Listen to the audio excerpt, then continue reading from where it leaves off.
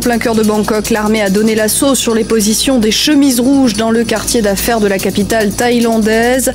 Notre correspondant a témoigné tout à l'heure. Il a vu un manifestant des chemises rouges tué devant lui.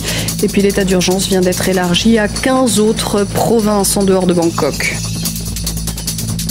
Premier succès, merci d'être avec nous sur France 24. En Thaïlande, l'armée a donc lancé une offensive sur le quartier où sont retranchées les chemises rouges.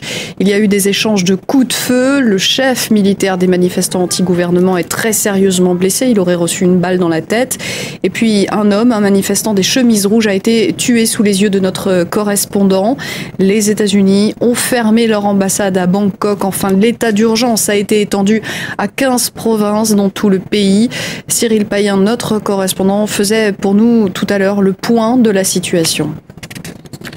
Pour l'instant, on est vraiment dans le centre d'affaires de Bangkok. On vient de sortir de ce camp retranché des Rouges où nous avons été coincés, séquestrés pendant une heure sous les tirs des tireurs d'élite après que le général, le chef militaire des autoproclamés des Rouges ait été devant nous, devant nos yeux et reçu une balle en pleine tête. On a peu d'informations. C'est vrai qu'une partie des lignes téléphoniques sont coupées. Il y a peu de communication. Je me trouve, en tout cas pour ma part, dans ce centre d'affaires qui est totalement désert. On voit quelques militaires attroupés qui ont fait des barrages, mais c'est surtout la foule en colère qui a investi ces autres parties de Bangkok. Donc il est certain que cet état d'urgence qui est étendu à d'autres provinces, cela a un sens, puisqu'évidemment il y a une vaste opération pour reprendre un peu la main sur les chemises rouges qui paralysent Bangkok depuis deux mois et demi, et on sait qu'une grande partie des sympathisants de ces chemises rouges habitent dans les grandes provinces du nord et du nord-est, les provinces rurales, les provinces traditionnellement pauvres de Thaïlande, et il y a eu toute la nuit des appels à la mobilisation de la part des leaders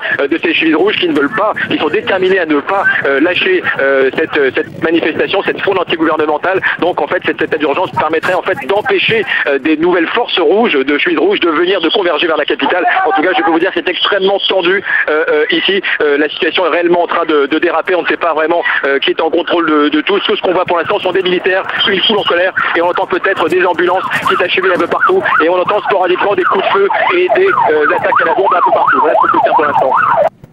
Aux États-Unis, le FBI a perquisitionné